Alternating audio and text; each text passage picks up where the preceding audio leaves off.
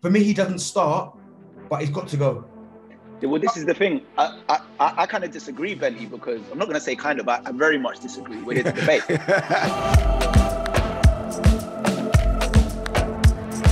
Don't forget, hit that subscribe button, like and share the videos, leave a comment, spread the love, people, spread the love. Right, this week we're joined by a very, very special guest, part of that exclusive 100 Premier League goal club. I mean, come on, that's special, right? Former Tottenham, Charlton, Ipswich, Sunderland, we can go on and on. Former England international as well, Darren Bent.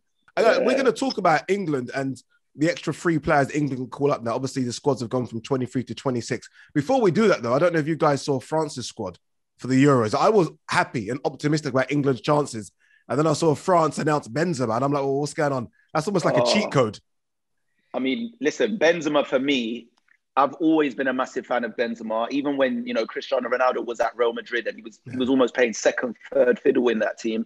But I noticed his contribution. I always knew that he was someone that was always alive. There's a reason everyone in that Real Madrid squad's rated him. And there's a reason he's been there for so long. And obviously we know there's been off the field politics with him and that France squad and Deschamps. So it's good to just see that kind of get put behind him. He's kind of one of the elder statesmen in football now. He's coming towards the tail end of his career, but he's still performing at such a high level. And I think it didn't feel right him not being in the France squad every time the camps came up. So I'm glad to see they've buried the hatchet on that and that he's involved. What's your thoughts, Bentley? Yeah, I mean, France, I mean, you're probably more optimistic than me when it comes in terms of England and the Euros because, England have got an unbelievable squad. But when you start looking around and you talk about France, for me, they're definitely one of the favourites.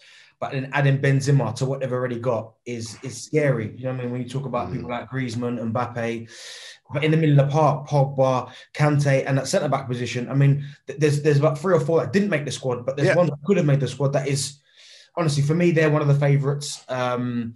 But finally, in a European competition or a kind of major competition, all the big hitters are there now. Because usually one tournament, one team misses out, doesn't qualify.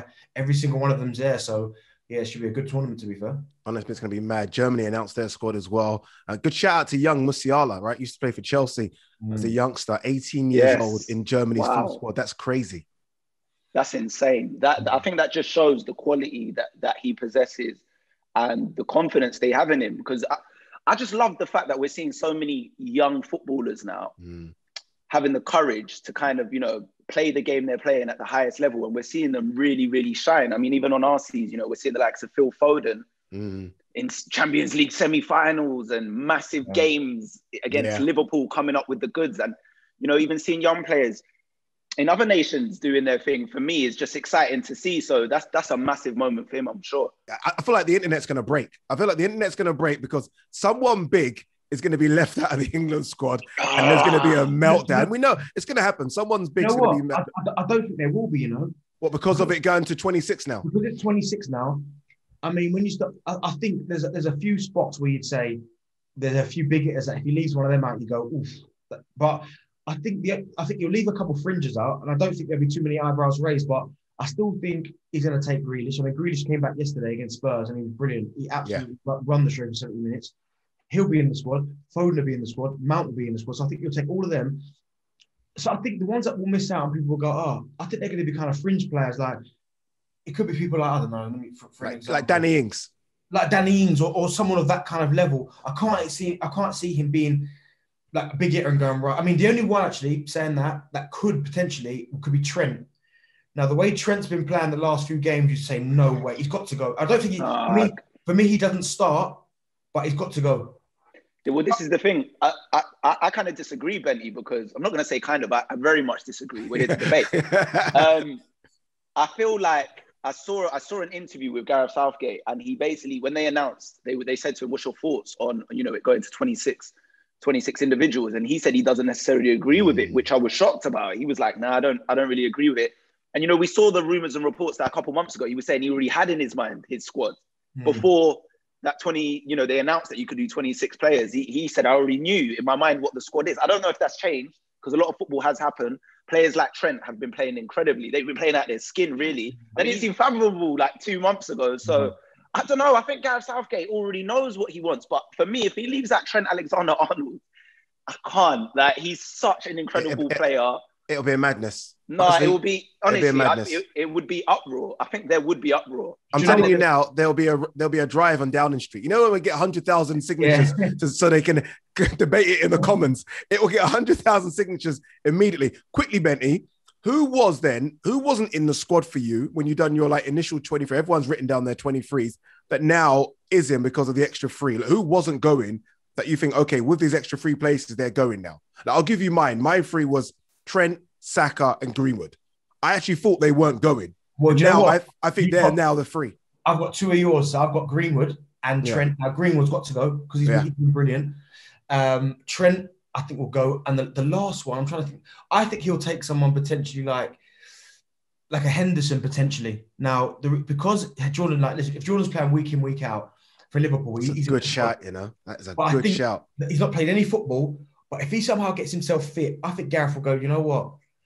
I'll have him in and around the place in terms of what he can do. You know full well, Addy, obviously you're a Liverpool fan, how much of a captain he is, a leader. Do you know what I mean? And he's one of them players that necessarily doesn't have to have the armband on for him to be a leader. Yeah. So I think he might bring him, even someone like a Maguire, someone who's got that dimension. I mean, Maguire's out, he's out. But even if there's a chance he might be fit, Gareth might go, you know what? Because as Mitch was saying there, he might go, well, I know who my 23 is. And with these 3 extra picks, I might take a Greenwood, a Trent, and maybe someone who's maybe not quite fit, but is good around the squad. What do you think, Mitch? What's your free? I definitely agree on Greenwood. I think Greenwood will get back. We know he was fond of him before the whole little Iceland debacle or whatever that was with Foden. I feel like obviously he's done his time and he's passed it. He's learned from that. So I think Greenwood. I think Trent as well. It's still mad to me that Trent has to be considered in the 26. Crazy. Because he's easily one of our best young players and one of the best young players in Europe. But I think the third one, and I don't know, maybe correct me, he might already be involved now because of Maguire's injury, but I like to think for Fikayo Tomori. It's a good shout. Is he still involved in it? Because he's had it. I've been watching him. Obviously, I know him, and I've been following him closely in Milan, and they're loving him in Milan. Like he's been a rock for them. Like he's such an important player, and I know he struggled at Chelsea under Lampard and stuff, and things didn't quite work out. But I think on his day, he's such a good defender, and I don't know what more he's got to do. He's left the country to go and get game time, and he's been starting for 80 man. He's been over there killing it. Why can't he get a look in now? You know what, mate? Do you know what as well? That might not necessarily be his fault as well, because you look at the players under Lampard at Chelsea that were nowhere near it, and now look at him. Rudiger looks like one of the best defenders in the league. Christensen looks like Baresi. Yeah, do you know what I mean? So I don't think necessarily that's Tomori's fault, but listen, I really like Tomori as well, and I think I've watched him develop over the years. I mean, I watched him a lot at Derby as well. But my only thing is that I think if Gareth Southgate had been over there to watch him, I think you'd go, he must be even thinking about him. But the fact he's not even been over there to watch him once, I don't think. But what about with Maguire though? Maguire might be fit, or he might make it, but he might not even be 100% fit. Yeah, we need to start considering other centre backs. You know what scares me, Mitch, about the guys that we've mentioned? So we've mentioned Saka, we've mentioned Greenwood, we mentioned Tomori. That's like 4 caps, no caps, 2 caps. Like the inexperience in England's squad right now is scaring me, because we just talked about France bringing Benzema back, 81 caps. Like Germany have brought back Thomas Muller, 90 caps. Max Hummels, 87 caps. And we're talking about bringing players into the squad that have like 0 experience in tournaments. But we kind of had that at the World Cup in 2018. I remember we were ranked quite low in terms of caps experience. I think there was only like 4 or 5 teams, correct me if I'm wrong, that had less caps than us actually. Yeah.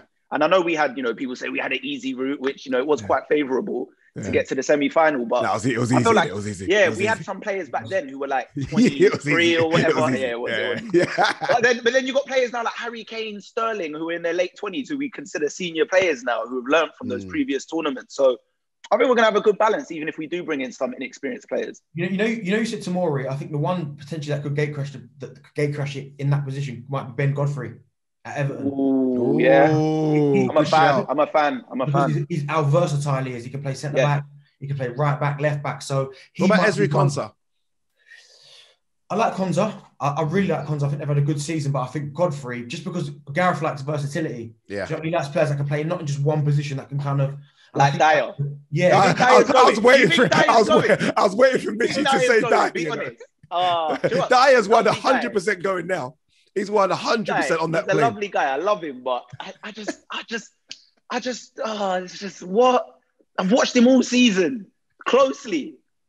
if he gets in, I'm just like, yeah, then they got some sort of unbreakable bond. I don't know what's going on. Because I don't want to hear the versatility argument no more. I really don't want to hear that. He's been playing centre half for Spurs all season. He hasn't touched DM once. Yeah. So it's like, I don't know. No, please. No, honestly, it's crazy. With the Harry Maguire injuries, I mean, that's crazy. Harry Maguire and Henderson, you talk about experience and leadership. To lose both of those for this tournament is crazy, because I think this tournament, England have got a chance, right? England have a chance, but without those two, I mean, I'm not quite sure. They've got a chance, but it's even a concern as well. Like, listen, we know how important Sterling is. Like, Sterling is. So his form at the minute is worrying, because he wasn't even in the squad. Madness. So I think that is really worrying for Gareth, because Harry Kane, we know he's at his best when he's got speed merchants next to him, whether it's Rashford, Sterling. I think Gareth's looking at that thinking, well, how can I play Sterling if Foden's keeping him out of the team? Rashford's been good, but I don't think he's been great. Like, listen, I know he's obviously had things going on where we've got to commend him for, but on the pitch, I wouldn't say it's great. 20 goals this season, though, Benny.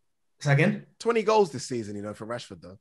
In how many in the league, Premier League? That's another conversation. And we're talking about, the last couple months, this final stretch towards the end of the season where you really need... I think a lot of players, unfortunately, haven't hit form. No. Apart from like Phil Foden and Jesse Lingard. And Mason Mount. Who else has really, can you say, been killing it the last 2 months? And, even Harry Kane. Yeah. And we know his head might be, looking in other places, distracted. But even him, he's got like one goal in 4 or 5 at the moment. Don't do this. Don't do this. Boy, it's another show, right? I'm about to call it the transfer special. A transfer special. Quick one, Benty, on with Benzema coming back, and we mentioned Harry Kane there, Lewandowski's in the tournament, Lukaku. Who do you think is going to get the Golden Boot? The Golden Boot, I'm trying to think about nations there. Hey, don't forget about Ronaldo and Jota at Portugal. What? 1 second. Can we click this, please? Ronaldo's not going to win. Like, no chance. No, I don't think Golden Boot, because I think, listen, Ronaldo has been one of, arguably, I mean, he's not for me, but he could be considered one of the greatest players, or the greatest player of all time. But everybody slows down, and I've watched him a lot of Juventus this season. And even in the Champions League with Juventus, there were times where he probably should have come off because he wasn't playing well, but they've taken him off. They've taken other players off, like Chiesa, who was playing unbelievable at the time for Juventus, and they've taken him off. So I just think that with Portugal's squad and how talented it is, they don't have to be so one-dimensional everywhere anymore. Like, they've got good players. Like, this is probably the strongest squad they've had in years. Dude, it's the greatest 11. I mean, honestly, I think 11 players on the pitch, I think it gives France a run for the money in Germany. Exactly. So they don't have to be so one-dimensional. So I think someone like a Lukaku might win the Golden Boot, for Belgium. Good shout. What are you thinking, Craig? I want to be biased and say Harry Kane, because he could, though. Harry Kane can easily get 5. No, of course. Harry Kane can easily get 5 in this tournament. He won the World Cup Golden Boot. So, I think he could. Harry Kane's going to be up there, but I also got to put Benzema there now. Because, with having... He's back in there. He's got... Benzema's going to be leading the line, though. I think with Mbappe, like you said, with Sterling, he's going to be those fast players running either side. You're going to have that creativity. Then you've got players like Pogba who could pick out a pass. I just think Benzema's going to have a point to prove in this tournament as well. He realizes, look, there was at one point I might not have even played for France again. Now I'm at Euros. I'm here leading the line. I've got these extremely talented players around me, World Cup winners. Yeah, it's time. So I think Benzema's going to have a good shot at winning it. Yeah, it's going to be fascinating now with Benzema there. And let's forget, they got Olivier Giroud coming off the bench as well, who can nick a goal, right? He's closing on Thierry Henry's goal scoring record for France. How do we know he's not going to start? How do we know? No. Benzema, if Benzema's turning up, there's no way he's on the bench. Yeah. No way he's on the bench. I know Deschamps loves him, though. He loves Giroud. He does love Giroud. Giroud's like his son. You can't throw Giroud in now. He's not played no games. I think he's got 15 minutes in. I don't know how long. He's the type of guy who play no games. You put him on the last 15, he comes out with like a bicycle kick. Honestly, it doesn't matter. And then he just scores a worldie and runs off the winner. It's weird. It is crazy. All right, that was the Euros Social Debate Show here on talkSPORT's YouTube channel. Don't forget, like, subscribe, share. Let me thank my guests as well. Craig Mitch, broadcaster, former Charlton, England, Spurs, Derby striker, Darren Bent as well. We're here 2 times a week as we build up to what should be an absolutely fascinating Euros.